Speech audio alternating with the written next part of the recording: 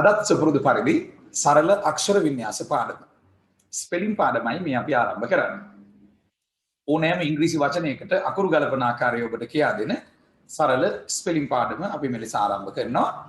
ඉතින් මුලින්ම අපි මතක් කරගමු ඕනෑම ඉංග්‍රීසි වචනයකට අකුරු ගලපද්දී A, E, I, O, U කියන අක්ෂර පහ ප්‍රධාන වෙනවා.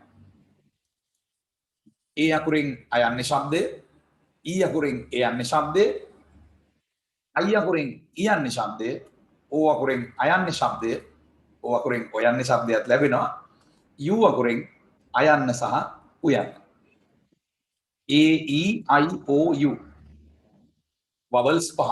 මේ වවල්ස් පහ මුල් වෙනවා ඕනෑම වචනයකට අකුරු ගලපනකොට. දැන් අපි විශේෂයෙන් පුරුදු වෙන්න ඕනේ පුද්ගලයන්ගේ නම් ලියන ආකාරය.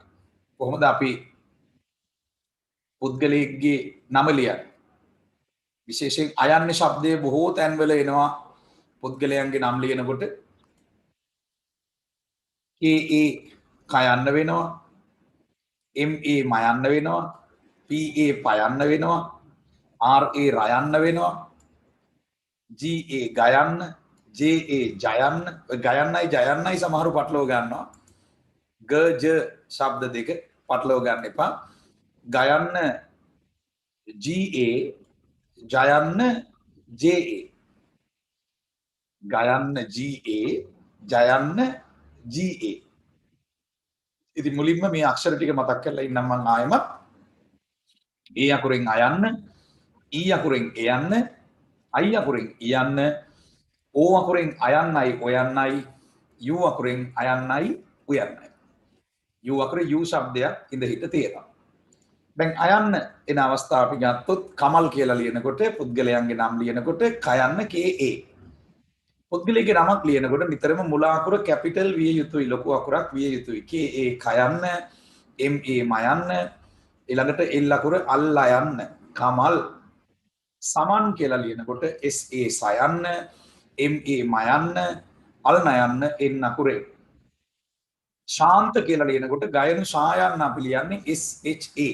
ගයනු ශායන්න. ඊළඟට අල් නයන්න N අකුරෙන්, තයන්න THA. ශාන්ත. ශා කියලා ලියනකොට ගයනු ශායන්න SHA. අල් නයන්න N අකුරෙන්, තයන්න THA. තයන්න නම් THA වෙනවා.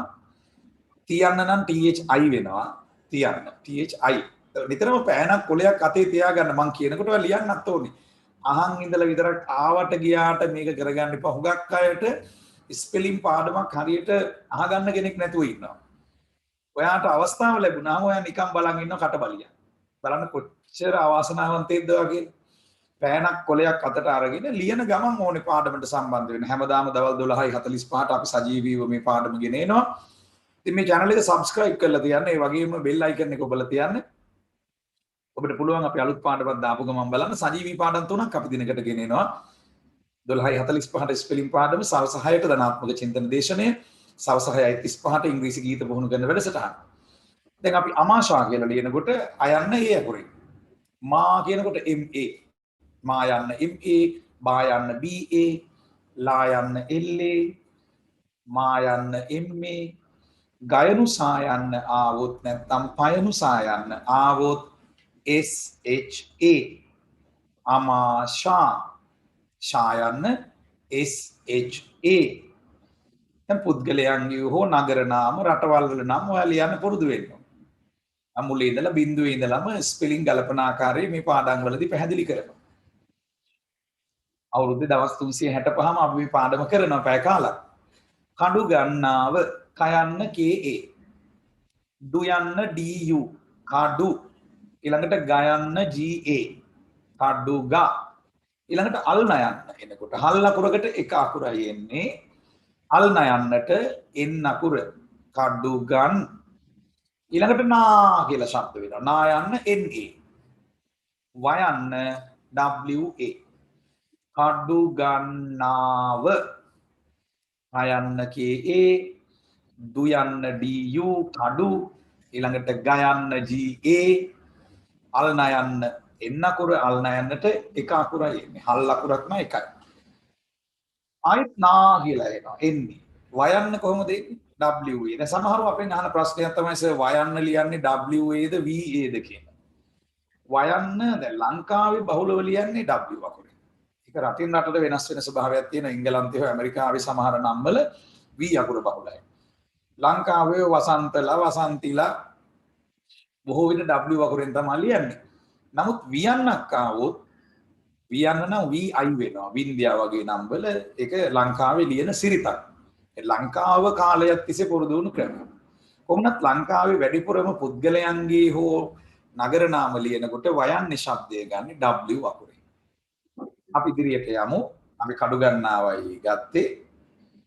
ඊළඟට එයන්නේ ශබ්දේ යන අවස්ථාව අපි ගත්තොත් E අකුරෙන්. දැන් E අකුර යන්නේ ශබ්දේ නෙවෙයි වැඩිපුර ලබා දෙන්නේ. E අකුර වැඩිපුරම ලබා දෙන්නේ එයන්නේ ශබ්දේ. ටෙම්පල් කියලා ලියනකොට තයන්න TE. තයන්න TE. ඒ වගේම අල් මයන්න M අකුරෙන්. ටෙම්. ඊළඟට පල් කියලා ශබ්දයක් එනකොට PLE එනවා. පල් ටෙම්පල්. ට්‍රිපල් කියලා වචනයක් තියෙනවා ඉංග්‍රීසි වල. ට්‍රිපල්.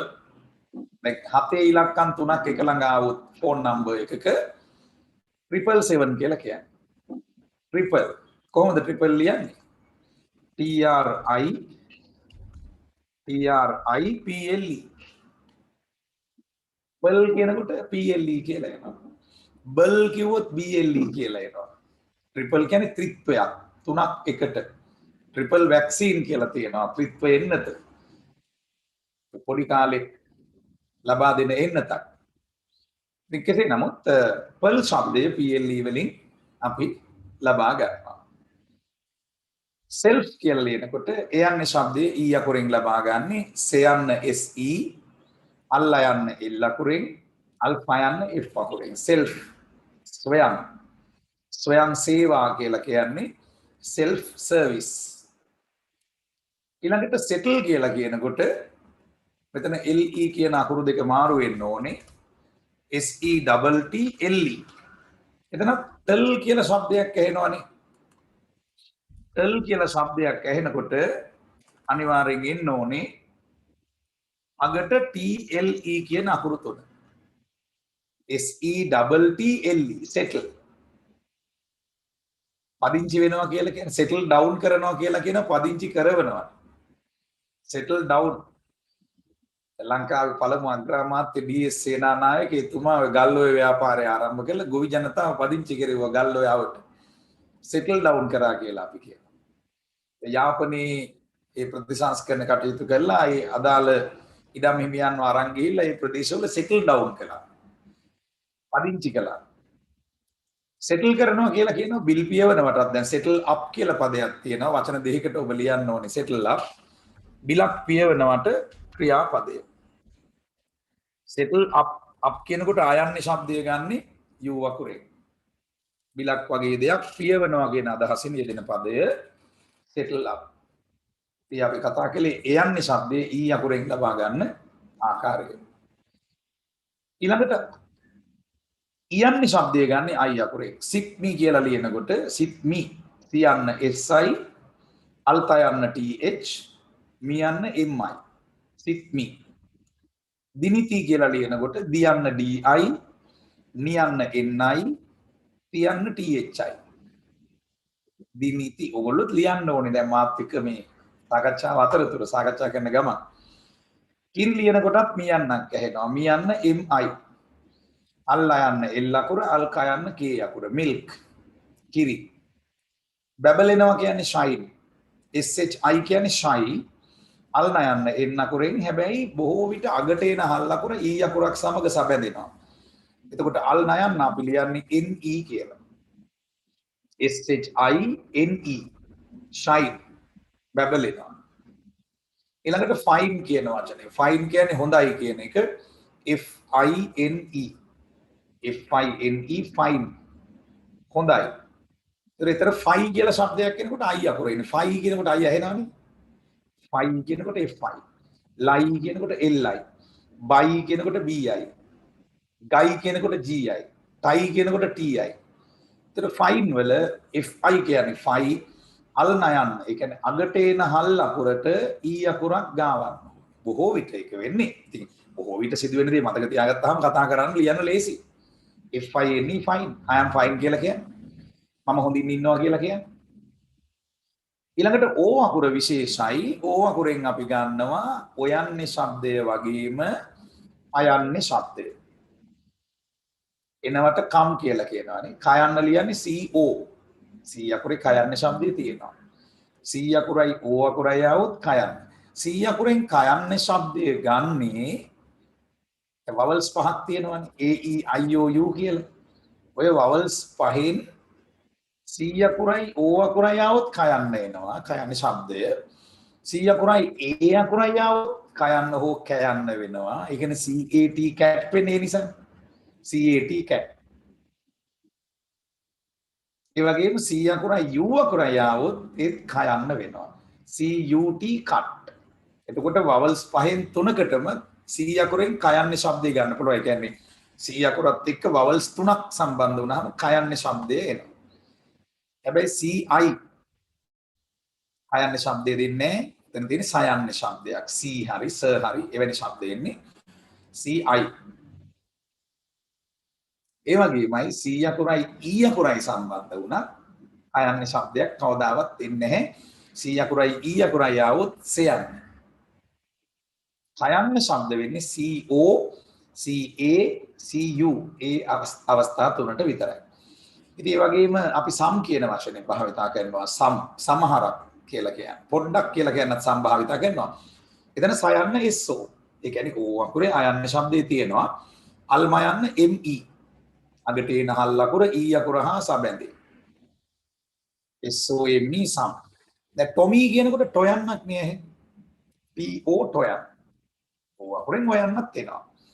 ඊළඟට ටොමි කියනකොට ඩබල් M ඇවිල්ලා Y අකුරේ එන්නේ. Y අකුරේ ඉයන්නේ ශබ්දේ තියෙනවා. බොහෝ විට අගට එන ඉයන්න Y අකුරෙන් ලියනවා. බහුලව යෙදීම තමයි අපි දකින්නේ. බහුලව මේ විදියට එනවා. රටාවන් දකිනවා. ඉතින් කාලයක් මෙහෙම පුහුණු වෙනකොට වචන ලියලා පුරුදු වෙන්න ඕන. ඔයාලට නිකම්ම ස්පෙලිං පුළුවන් වෙනවා. ඒ රටාව මනසට කාවදිනවා.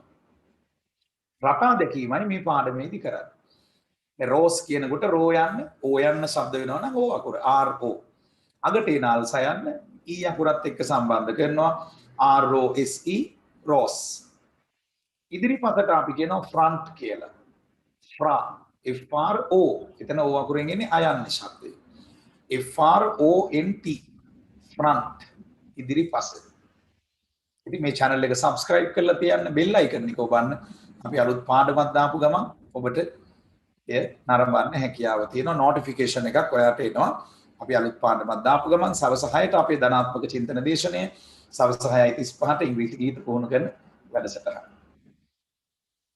අද පාඩම ඉතින් අපි අවසන් කරනවා. හෙටත් දහවල් 12:45ට ඔබව මුණ ගැසෙන්න බලාපොරොත්තු වෙනවා. Wish you all